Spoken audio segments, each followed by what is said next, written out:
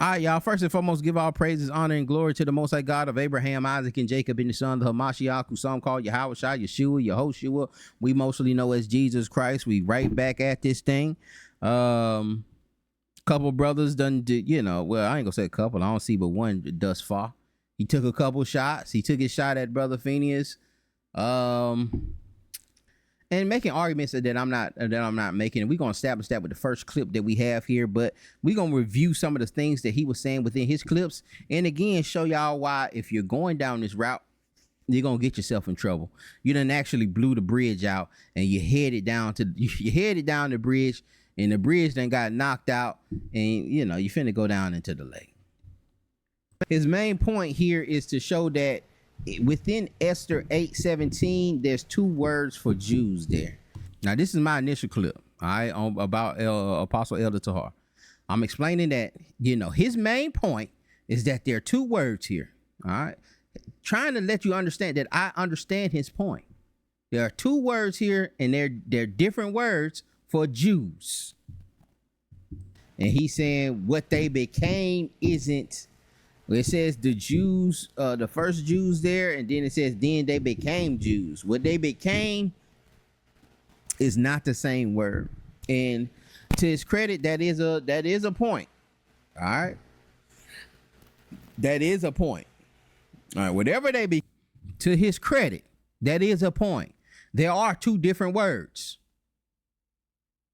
There are two different words, and the writer had to put it in there to distinguish. He didn't have to do that, but he made it his business to make these words distinctive from each other to show that it's a difference. So to do a video saying that, hey man, he trying to say that they the same and they can become, Issachar can't become a this and this can't become a that. Brother, that's not what I'm saying. I'm telling you, I'm asking you, what does that look like? If they've done this, whatever you saying this is, if it's just them being Judaized and keeping our culture, what does it look like after 600 years? What does it look like after 2,600 years? What does it look like? A Judaized Edomite. What does it look like after 2,600 years? 2,300 years? That's my question. And none of y'all are answering that. Y'all trying to answer, you're trying to give the same answer that you're just regurgitating what the Apostle Tahar saying. And I'm trying to see, maybe that's y'all methodology. Like he does a lesson and then everybody do a lesson. Well, shouts out to Apostle Tahar. He did a video on this and I just want to do a little more. And then y'all just all putting out the same video. It may be part of y'all's strategy. But anyway, let me continue on. But you see here that I'm actually giving him credit and that he has a good point here with the two words meaning two different things. It says Jews. It's a type of Jew, but it's not the exact. The writer put a different word there for a reason. Okay, so that is a point. I will give him credit for that. That is a point.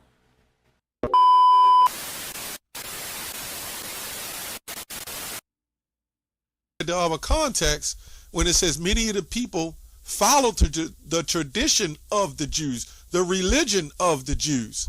That don't make them Jews if they follow the religion. Look at brother crop my face.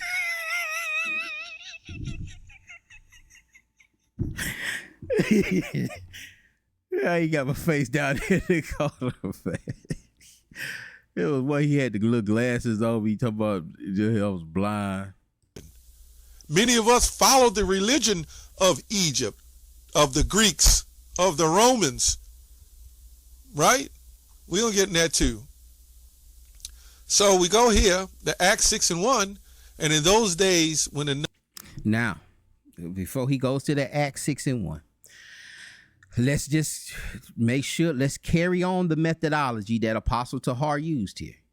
In Esther 8:17, he says there's two words there, Yehudi and Yahad. Okay? It's two words there. And the reason the two words there, because they are distinctive. They are different from one another. They don't mean the same thing. They may mean something a little similar, but they don't mean the same thing. That's why the writer put it in there. Okay. Now, he's finna give an example using the word Hellenistes for the word Grecian. Let's continue. The number of the disciples was multiplied, right?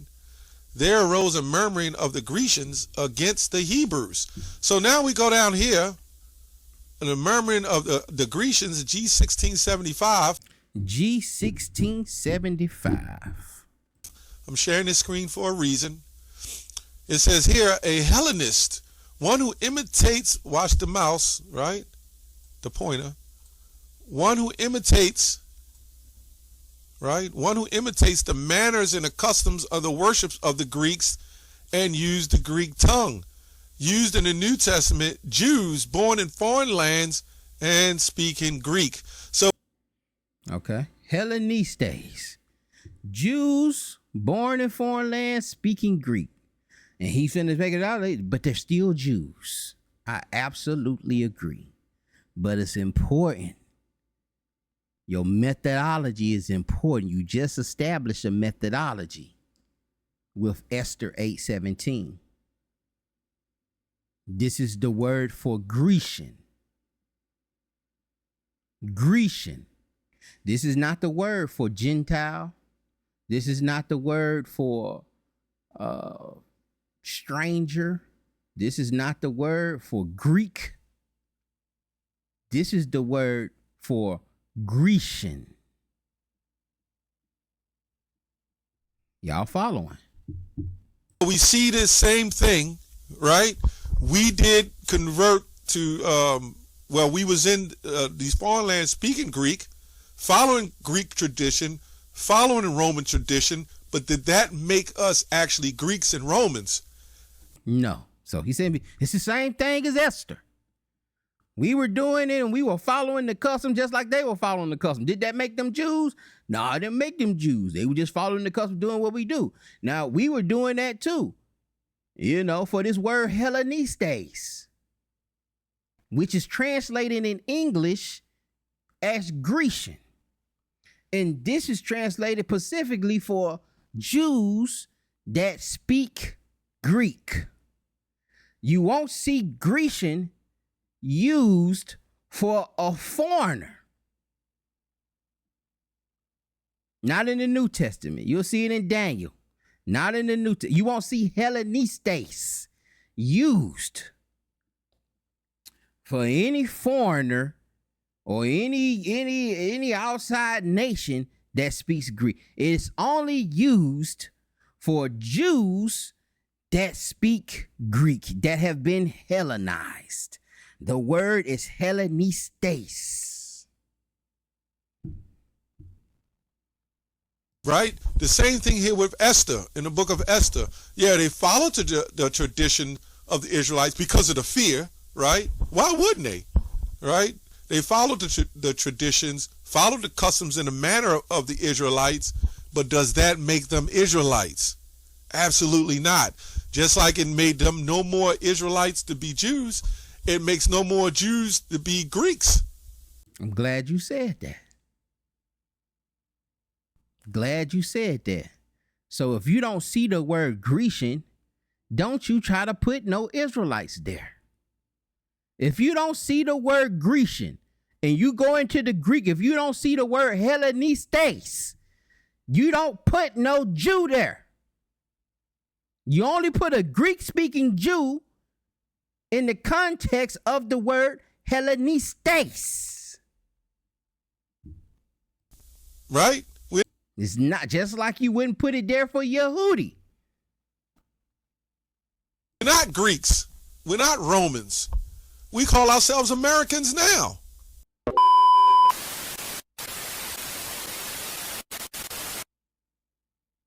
And this is where you run into trouble. All right. The Greek word for Greek is Helen. It's not Hellenistes. It's a different word that distinguishes Greek-speaking Jews from every other nationality that's been Hellenized. All right. And those that are bloodline Greeks. You go to the word Hellen or go to the word Greek. Look that word up in the Strongs. All right. It's a different definition, a different word, different Strong's number. It means something different.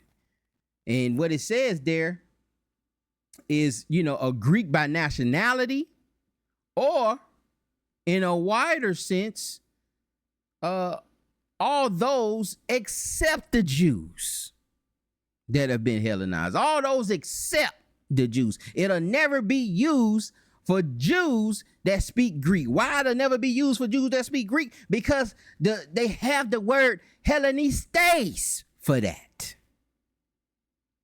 And that word has been used, that word Hellenistes is used maybe 3 or 4 times. So all the rest of the times you see Greeks, Gentiles, don't you put no darn, oh man, that's an Israelite foreigner context on that. Or that's a Hellenized Israelite. Don't you put that in there and try to flip the text like that when you know darn well a Grecian is the terminology that's used for a Greek-speaking Jew. Just like I will never try to make a Yahad a bloodline Jew, knowing that it's not Yehudi. It's not the same thing. You carry on your methodology. And this why you don't say nothing. If you Israel only, and I don't agree with that. All right. I'm just trying to help y'all build a better defense. If you're Israel only, you don't say Esther 8:17 is talking about some darn they converting and being Judaized. This is what you open yourself up to. Now you've applied a methodology that you're going to have to continue throughout the text. You ain't going to be able to flip between Helen and Hellenistes, just like you're not being able to flip between Yahad, those 2 different words for Jews. There's 2 different words for Greeks, or that people are trying to flip into, well, these are Israelite foreigners. Nah, Israelite foreigners or those who've been converted and Hellenized, that word there is Grecian Hellenistes. Don't be trying to grab no other word for that. I pray that makes sense. Well, let me read some commentary on that. Jews and proselytes.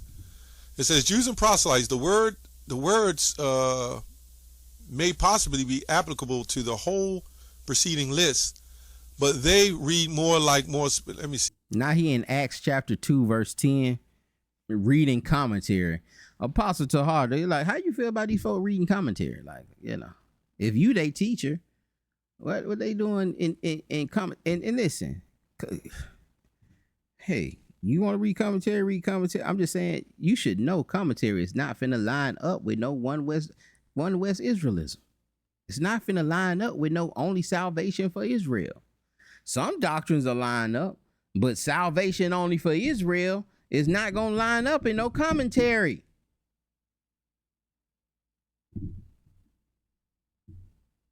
If I'm in the right one. I don't think I'm in the right one. Now he picking and choosing. I don't think I got the right one. Let me try to find me one. Let me try to find one that agrees with me.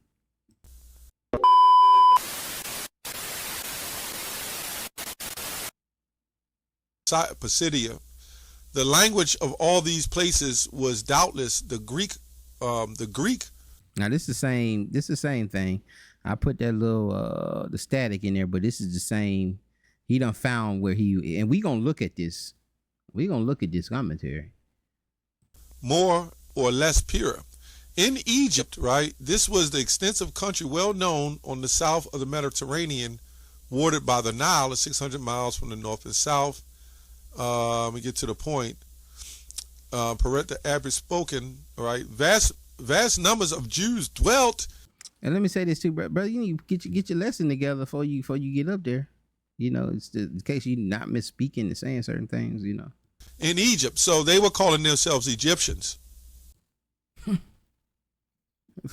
See, I was talking, man. We missed the point. Watch what he say here. Let me get to the point. The average spoken, all right? Vast numbers of Jews dwelt in Egypt. So they were calling themselves Egyptians. Vast number of Jews dwelt in Egypt, the commentary said. He translates that into, see, they were calling themselves Egyptian. Brother, it just said they were dwelling in Egypt. They were Jews. Why are you saying they calling themselves Egyptians? You made that up. Country well known on the south of the Mediterranean, watered by the Nile, is 600 miles from the north and south. Let me get to the point. The average spoken, all right? Vast numbers of Jews dwelt in Egypt. So they were calling themselves Egyptians.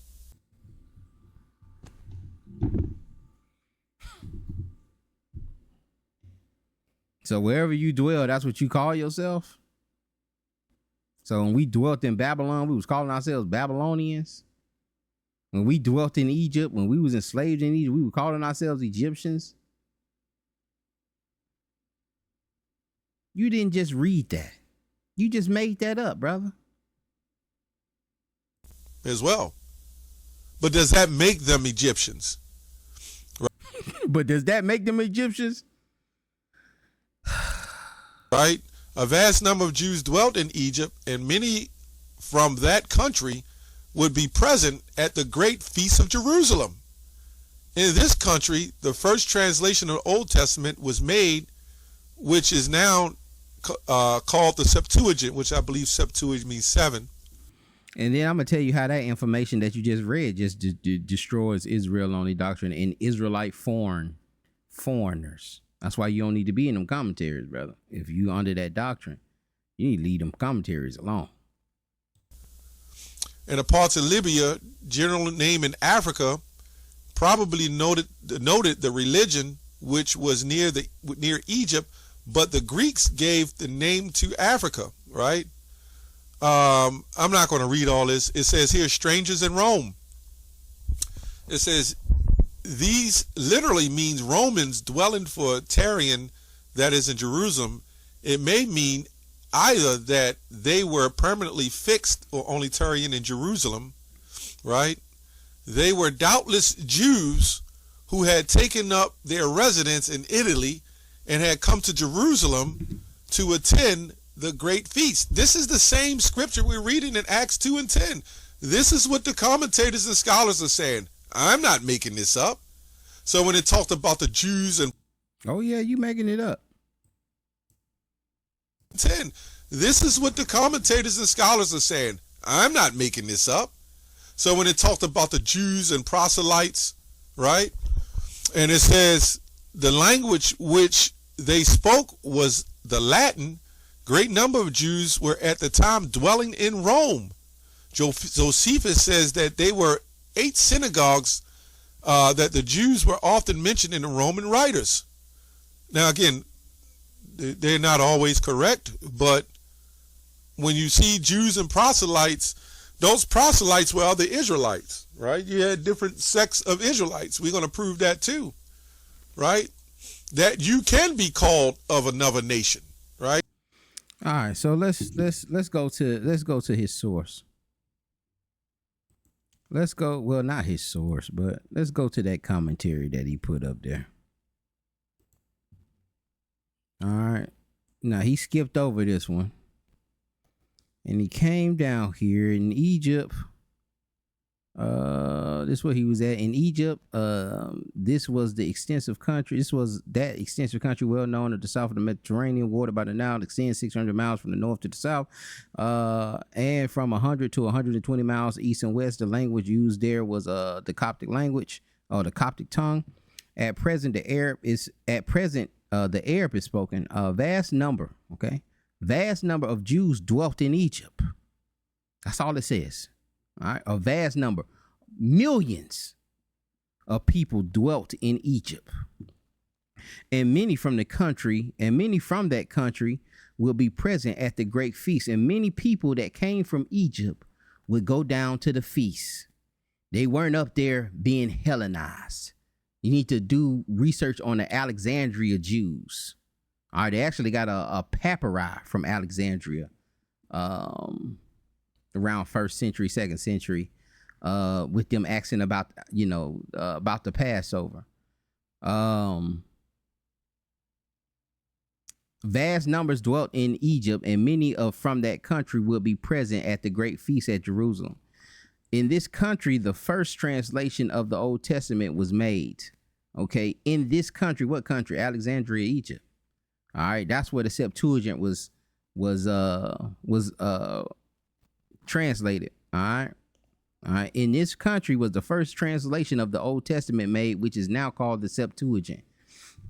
Old Testament translated into the Greek in Alexandria. All right, Alexandria, Egypt. Why is it called Alexandria? Because it was conquered by Rome, and wherever Alexander the Great conquered, he placed a city there, and he named it Alexandria. So even though this city is in Egypt, it's a city built by Rome for Rome, and it's on the borders, just like Caesarea is a city for Rome. Herod built that city for Rome and named it after Caesar. So it's a Roman. Cornelius was really a Israelite because he was from Caesarea. No, Caesarea is like an embassy for Rome, and it's on the border. All right, it's a strategic area to bring in trade in and out, and tax money in and out. But this Herod built that to appease Rome, and also he rebuilt the temple for us to appease the Jews. But we see here vast number of Jews who kept their culture, who knew that they needed to go down to to Jerusalem every feast. Every time the feast comes around, they knew they had to go down there. That's what you're reading.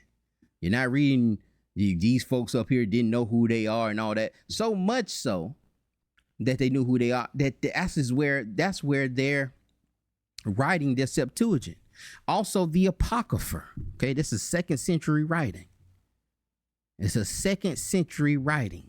In Sirach, if you read I know we always go down there and we'll highlight the little commentary, that the epilogue that's initially there. But in that epilogue, it tells you that he took the document, the Hebraic document, to Alexandria, Egypt.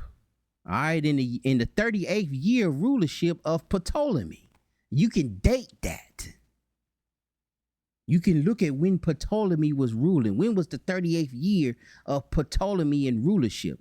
And he takes this document to Alexandria, Egypt, to get the document translated. Also, the Septuagint was translated there. Why do Jews want to translate the Hebrew into Greek? Because of the Grecians. Because there were a lot of Grecians. There were a lot of Greek-speaking Jews that we seen in Acts 6:1 that he brought out, that they murmured against. They didn't like. I ain't gonna say they didn't like, but they preferred they brethren that spoke Hebrew or Aramaic rather than those that were kind of Hellenized, and they were going through certain things at this particular time, which, dealing with the famines and shortage of food and all that. And we talked about that in that last video we did about Josephus and the Queen Helena. All right, go check that out. You get more context, and that's talking about a convert. If we dealing with commentaries, that's where we're going. If that's the road we're going down. All right. It says in parts of Libya, a general name for Africa. It properly denoted the region which was near to Egypt, but the Greeks gave the name to all of Africa, and that was very important. Now, I didn't know that till you brought me here and had me going over this. Because there's a church father named Tertullian that a lot of Christians want to credit him for being a black man because he's from Africa. And from my research with Libya and the Berbers and you know, and most of North Africa, that part up there, kind of, you know, they not us. All right, they some of them boxwood color people with straight hair. Okay, they not us. But you know, they said Tertullian from Libya. But seeing here that, and so I dismissed it. But seeing what he's saying here is that the Greeks pretty much named all of Africa Libya. They just named the land Libya. Then, you know, that can suggest that maybe he could be from anywhere in Africa. And so I would revisit it. And say, you know what, let me go back and revisit it, and not just dismiss it as Libya and Tertullian may be worst case or best case, a Berber. And then he jumps down. Okay, Libya is probably denoted the region which was near to Egypt, but the Greeks gave the name to all Africa. About Cyrene, this is the region about 500 miles west of Alexandria in Egypt. It was called the Pentapolis because there were in it 5 celebrated cities. This country now belongs to Tripoli. Great numbers of Jews resided here. A Jew of this place, Simon by name, was compelled to bear our Savior's cross after him to the place of crucifixion. Some of the Cyrenians are mentioned among the earliest Christians. The language which spoke is not certainly known, but again, more Jews in regions, in foreign regions that knew who they are, that kept their traditions, kept being Jews, weren't Hellenized. All right, strangers of Rome. This literally means Romans dwelling or tarrying, that is at Jerusalem. It may mean either that they were permanently fixed or only tarrying at Jerusalem. All right. They were doubtless Jews who have taken up their residence in Italy and had come to Jerusalem to attend great feasts. Okay, again, we see, even if you're going here, these strangers of Rome, and it's funny because when I did the debate with Chief Priest Gorilla Hebrew on salvation for Gentiles, you know, he used this against me to say that there are strangers there that are mentioned in that, you know, that are mentioned in Acts 2. But here, he's explaining this here as these strangers here were strangers of Rome, but they were Jews. Just like First Peter, I had somebody use that on me too. I want to say it was First Peter. First Peter, an apostle to Christ, to the stranger scattered throughout. I had a Christian apologist. I had, you know, walked up on him and he tried to use that on me to show that Peter was writing to strangers. But you know, yeah, I knew that, but I just wanted to make the conversation continue on, so I just let it go. But that's talking about Jews also. And they're strangers because just like the text says, love the stranger because you were a stranger in Egypt. All right, love the stranger, for thou were a stranger in Egypt. Okay, so when you're out in the foreign land, you're a stranger, but you're not a stranger in Israel.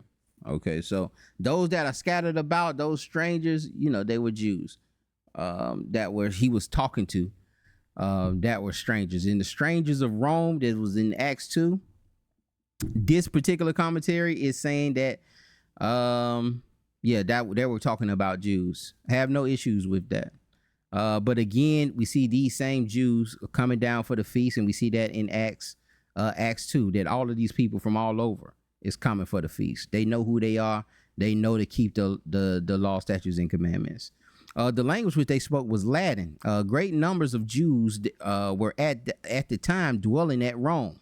Many of Jews were dwelling in Rome.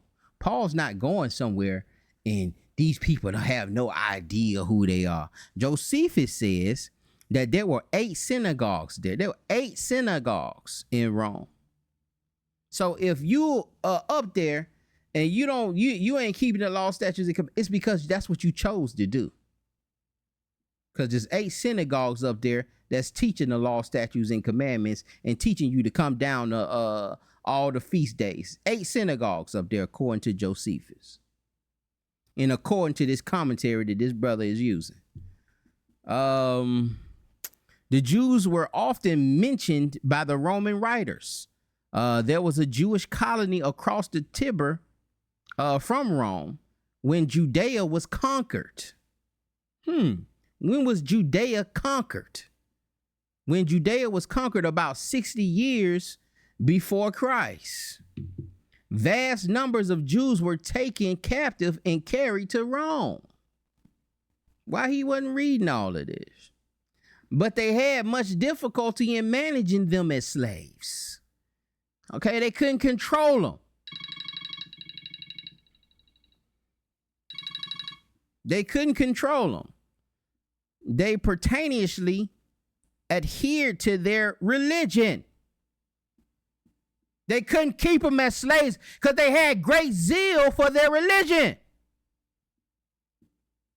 What are you talking about? Israelite Gentiles. And we up here not knowing who we are.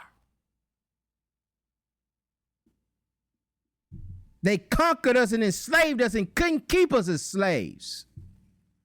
This is why you see that brother in John 8:32, 8:33 talking about we Abraham's seed. We ain't never been in captivity. In the world you talking about, I'm going to be set free.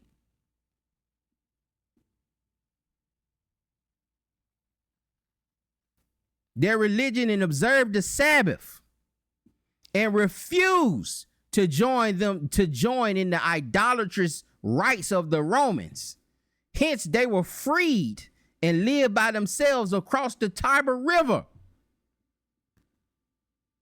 The jugglers were so zealous for the law, they said they had to let these jugglers go across the other side of the river. Man, just put them on the other side of the railroad tracks like they do us today. And so you got a whole colony of us in Rome on the other side of the Tiber River that was so zealous for the law that they had to release us from their captivity. But you telling people that they up there and they don't know who they are and they forgot who they were. And this your source. I only know this because your source. Because you went here. It made me read this.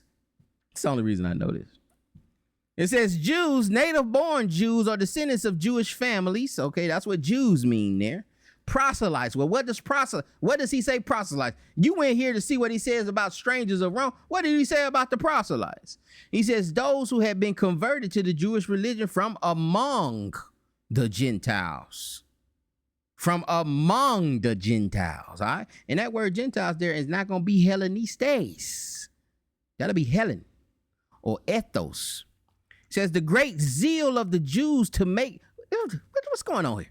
The great zeal of the Jews to make proselytes is mentioned by our Savior as one of the special characteristics of the Pharisees. They were zealous.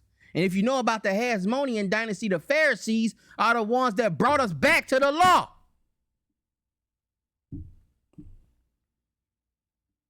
One king hated the Pharisees so bad that he had to hung 80 Pharisees and bring their families out to eat while he watched them all get hung.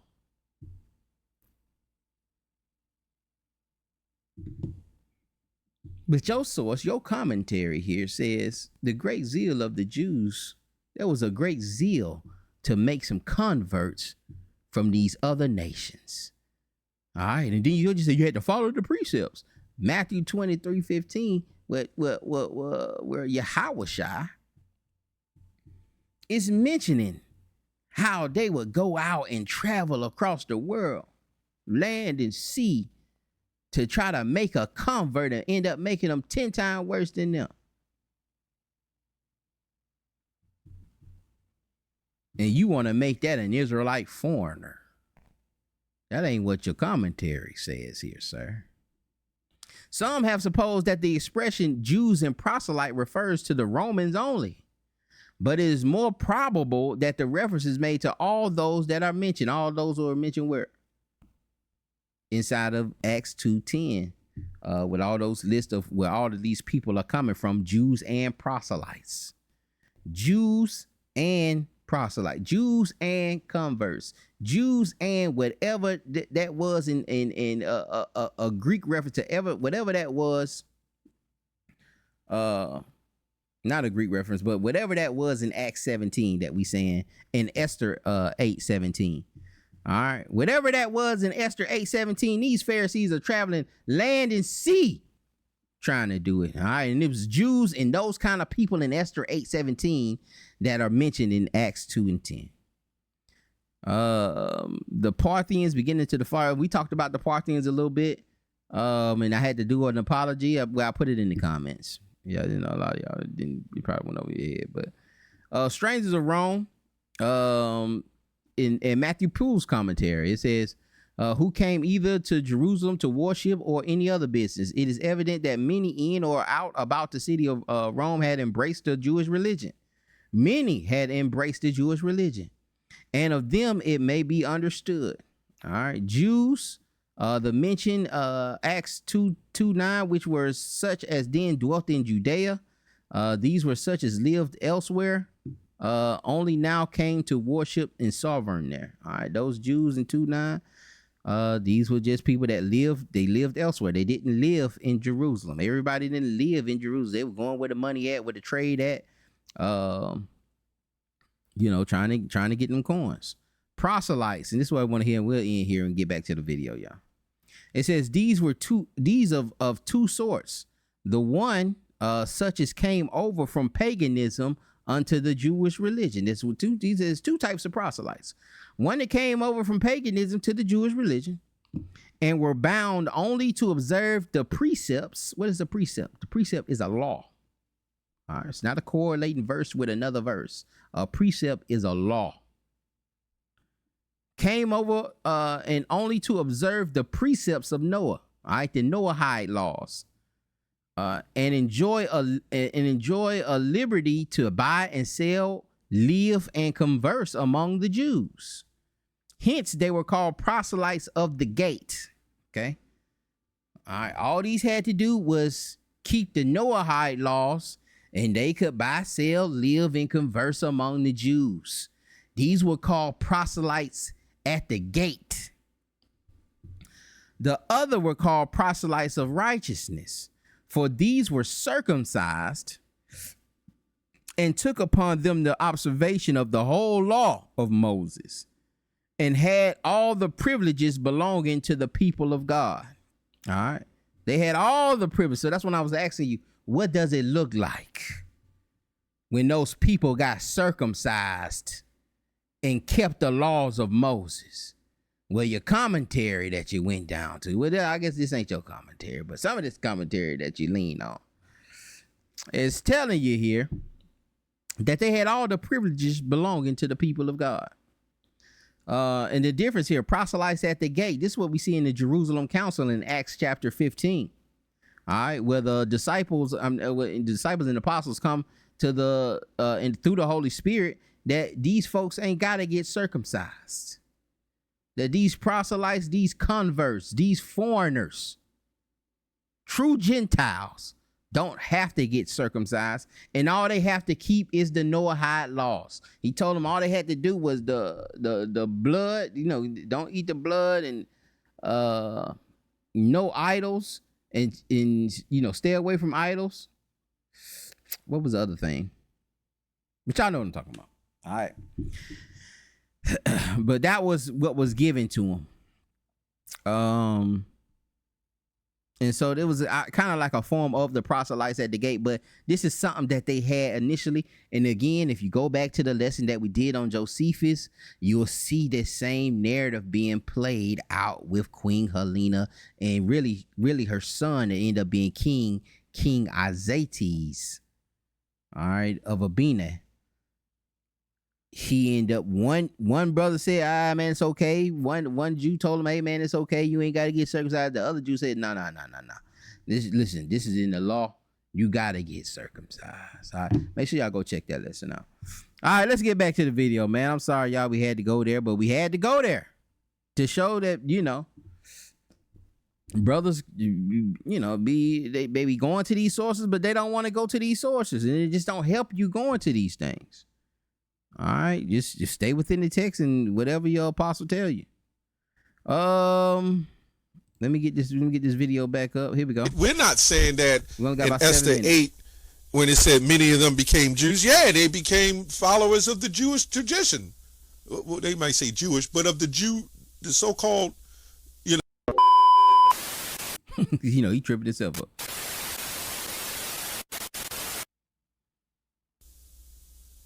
In 16. We're going to read this short commentary real quick. Men of Israel in the latter. This is all to try to address what I'm saying. Bro, and that's what I'm saying. Brothers go to these commentaries and just go there to try to find something because the text ain't saying what they wanted to say. Days and ye that fear God. The latter phrase denotes as Acts 10 and 22. Those who thought who through in the synagogue were of heathen origin, right? They didn't believe and had not become proselyte in full sense of the term, but known as the so-called proselyte at the gate, right? And again, that's why I kept reading, because had he kept reading, he would have known what the proselyte at the gate mean when he's saying that they're not fully converted. We know what it means if you ain't clicked off already. We know what it means because we continue to read. Hold on, were of heathen origin, right? They didn't believe and had not become proselyte in full sense of the term, but known as the so-called proselyte at the gate, right? And so that's who that is. He's saying that those that fear God in Acts, what's this, 13:16. Those that fear God. He says those that are Israel and then those that fear God. He said his commentary that he's reading is telling him that those that fear God, that's talking about people who probably hadn't got circumcised, all right, and been fully converted, but they're like proselytes at the gate, where they're only, they do believe in the God of Abraham, Isaac, and Jacob, but they haven't circumcised to and fully converted to proselytes of righteousness, which means you're getting circumcised and keeping the entire law. And you go to the precept, it talks about, and they say Cornelius the centurion, a just man.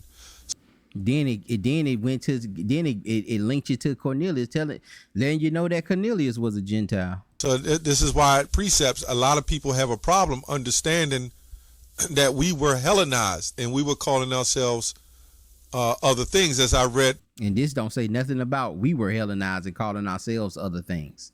This is talking about foreigners that are converting to Judaism, just like in Esther 8:17. In Acts 6, where we were calling ourselves Grecians. And see, I told you don't do that. I told you don't do that. But you want to bring it back. No, this is not like that. Because Hellenistes is not in that text. That's not the same thing. You making that up. You're right. Ye that fear God seems to best suit those who embrace. And that's why you inside the commentaries trying to wiggle your way out to try to make this say something that it don't say. It say the Israelites and them that fear God. It's two different people. There are people that are called Israelites, 12 tribes of Israel, and then there's some people there that fear God. And they're probably not Israelites. The Jewish religion. You could have just said, and the Israelites was there. You don't have to put something else there unless it's somebody else there outside of Israelites. Right? And entered the covenant with the true God. And look what you read. Well, we were calling ourselves Grecians, right? Ye that fear God seems to best suit those who embrace the Jewish religion. Right? And entered the covenant with the true. And enter into covenant with. Israelites already in covenant. This is talking about a foreigner. This don't help you. Why are you in these commentaries, man? True God. Yet so also include any others who are of filial reference. So when they see that, right, the commentaries, that's where they get it from. They see that, they automatically think it's talking about everybody else. Now he trying to rebut the commentaries. Well, they see that and they trying to think, come on. I want to jump real quick to the when it says men and brethren, the stock of Abraham, right? Acts 13:26, right? This is what the Barn says. It says, children of the stock of Abraham, descendants of Abraham, you who regard Abraham as your ancestor. He means here to address particularly the native-born Jews, right? And the appellation is used because they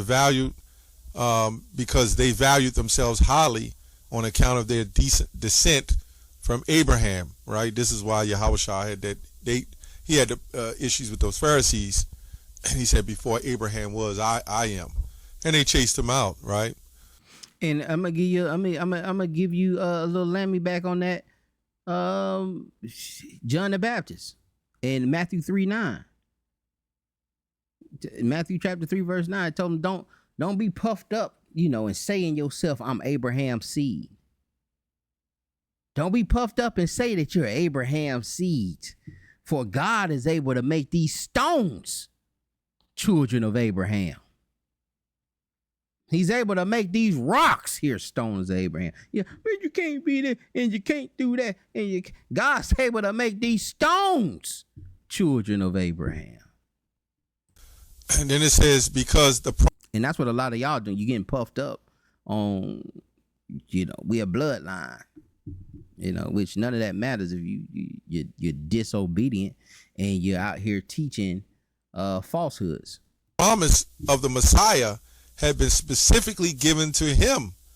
And it says, and whosoever proselytes, because you had Israelites that you really was not a believer if you didn't believe in the Messiah. He was trying.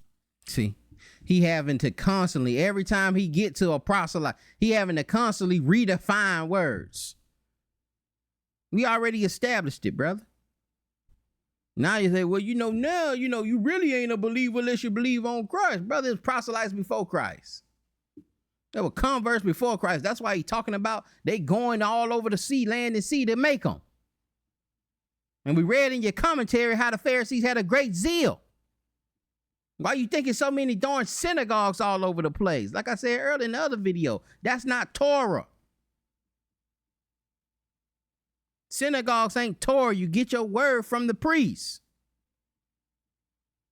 They're doing something else. They're spreading the word of God everywhere. They want everybody to serve the Lord.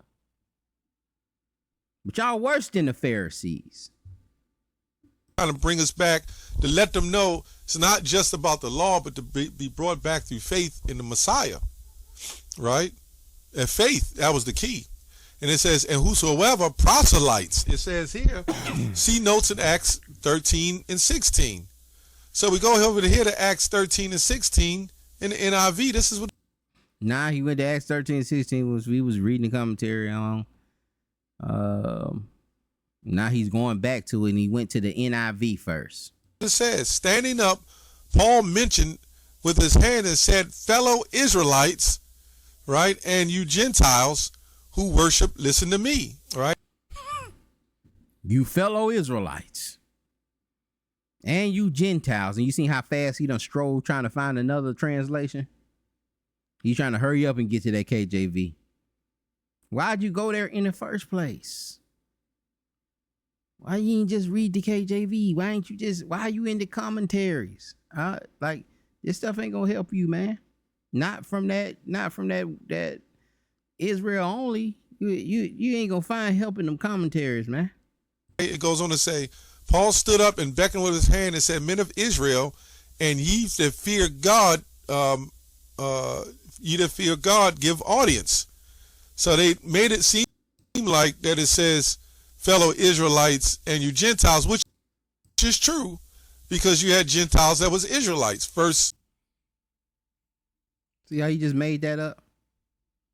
You just made that up and then click over. Man, y'all gotta stop, man. It said, "Ye men of Israel." One verse said, "Ye men of Israel, and you God-fearing men." And you went into the commentary showing you, where the commentary told you that them God-fearing men were maybe those that were proselytes at the gate, where they weren't circumcised, but they were going to the synagogues to worship the God of Abraham, Isaac, and Jacob. They're in the synagogue, not the temple. But you're going to ignore the commentary that you just read. God, ye that fear God, give audience. Ye that fear God, give audience. Ye men of Israel, and ye men that fear God, give audience. That's two different type of people. That's not the same people. So they made it seem like that is. No, they didn't make it. You're trying to make something seem like it's saying what it's saying. It's clear. And then you even went to commentary and it's still clear in the commentary. It's even clearer. Says, fellow. But I'm blinded. Israelites and you Gentiles, which is true, because you had Gentiles that was Israelites first. And I told you, you can't use that. And if it don't say Grecian, that's not no Greek-speaking Jew, sir. And the reason we know this, because Paul never calls these people, finally calls them people Israelites. He calls them Gentiles throughout the entire text. They're Gentiles throughout the entire text. Paul's ministry was 30-something years, I think. So they never got to become, they never graduated back to their, to being called an Israelite. And then if you go back to the Acts 6:1 with Nicholas the proselyte, he was of good report. Someone that had a reputation. He wasn't no newcomer and all of that. He was a devout one. Well reported of. And he was chosen to be a leader in the rations of the food. Let's go to First Corinthians, right? First Corinthians. We're going to go to the book of First Corinthians. We're going to go to the 12th chapter, right? And let's see what it says here. 1 Corinthians 12. I don't know why I went to 1. Let's go to 1 Corinthians 12 and 1. It says, "Now concerning spiritual gifts, brethren, I will not have you ignorant. Ye know that ye were Gentiles carried away into these dumb idols, even as ye were led." Right? It says, "I will not have you ignorant. Ye know that ye were Gentiles carried away into these dumb idols." This is why in Acts 13 he was saying, "Men and brethren, and ye that fear God." You know. This is why he said in Acts. Man, he ain't write Acts. 1 Corinthians 12, and then I said this in the video, y'all. Watch what I said in the video. And you know what watch what we said. He's gonna see. And the Gentiles, right? You know, just like our people, they claim they fear the Lord, right? But they don't follow the Lord. So anyway, just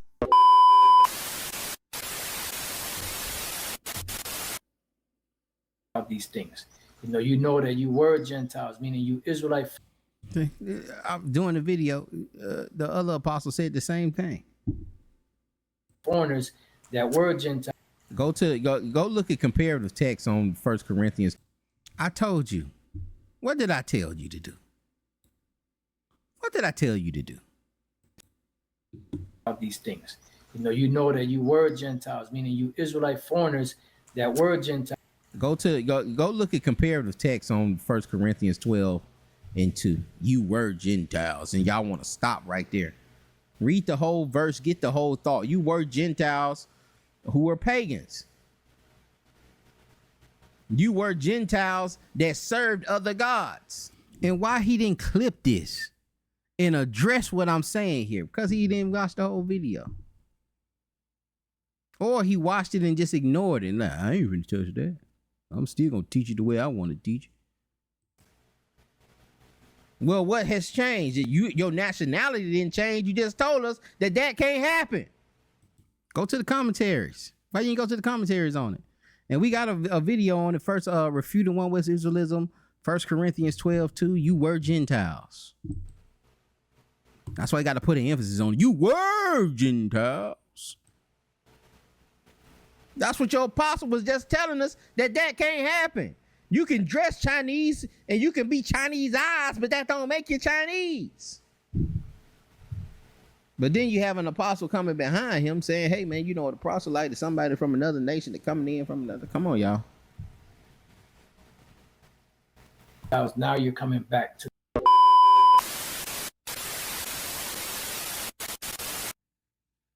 We're not Greeks. We're not Romans. We call ourselves Americans now. Right? But this is the trickery and psyops that these guys try to pull over on you. And that's the thing. You're saying that Esther 8:17 is similar to us, how we calling ourselves Americans now.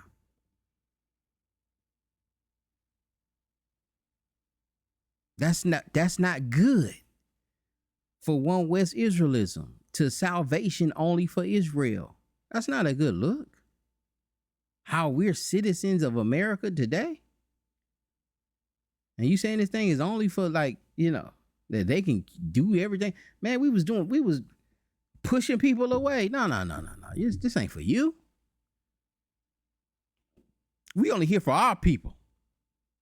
We didn't have the zeal that the Pharisees had to make converts. We didn't have the compassion that them folks had in during the time of Esther that would let these people pretend like they Jews. No. Now us today, we would have cut them jokers' heads off.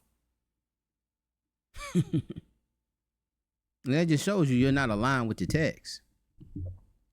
Should be an example, and that's why I'm telling you, you shouldn't be teaching it. You know what I'm saying? Acts 21:38. This is what it says. Acts 21:38. Art not thou that Egyptian? Talking about Paul. So Paul was called an Egyptian. Art thou not the Egyptian? So he done cut the verse up again, just like he did with 1 Corinthians 12:2. They doing the same thing, or 2:12, Shalaki. They doing the same thing. They're doing the same thing. Art thou not the Egyptian? See, he called him Egyptian. Brother, that's a question.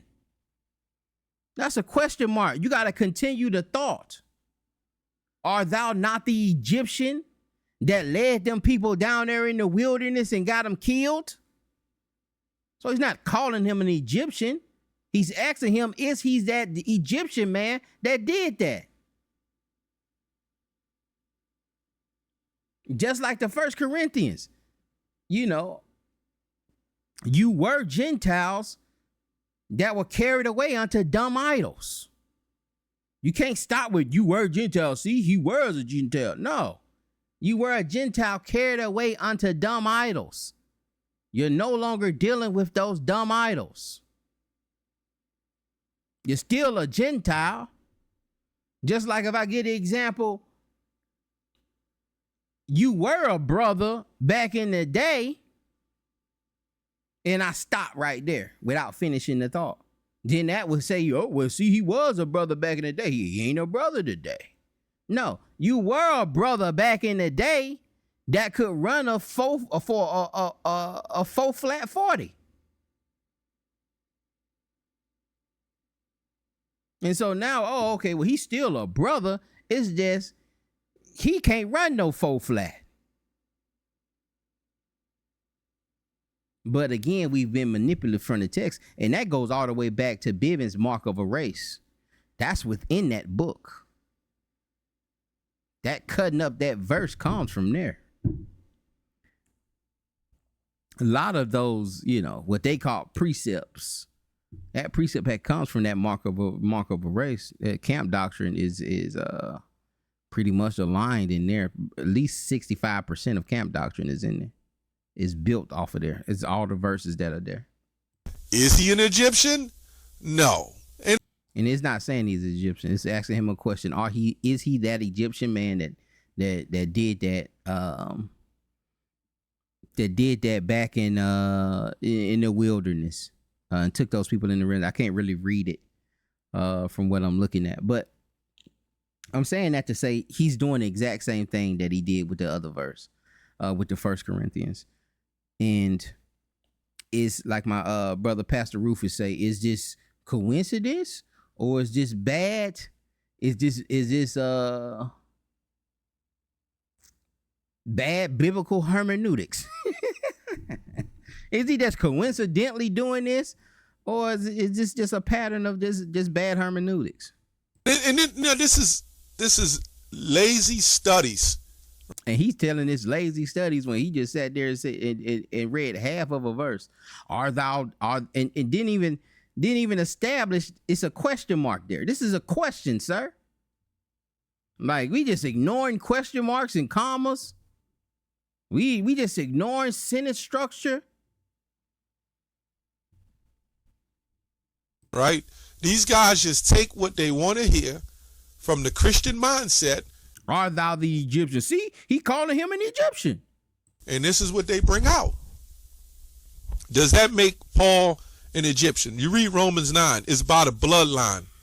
He just opened up, said, give all praises, honor, glory to Abraham, Isaac, and Jacob. When you read Genesis 17, who got the blessing? Right?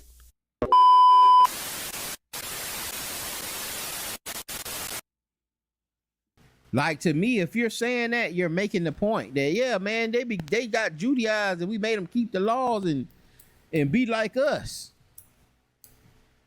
What do you, man? That's not good. That, like, if you're Israel only, if that's what you're teaching, you're under the banner of Israel only doctrine. You can't say that. And that was what my video was about.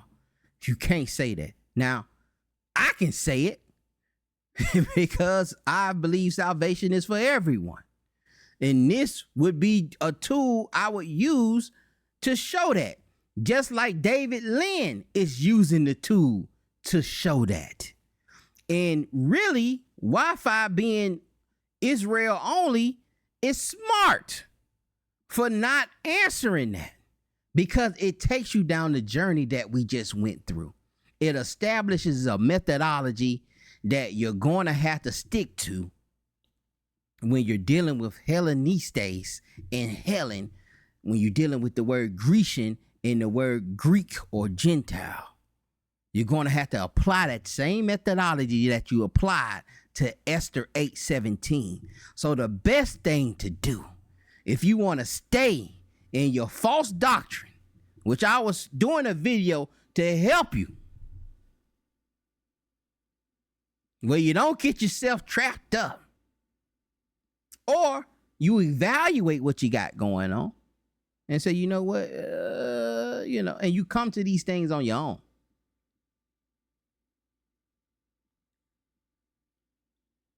But the best thing for you to do, if you want to stay in your doctrine, which I don't agree with, that I think is false, don't say nothing. Wi-Fi was smart and they live another day.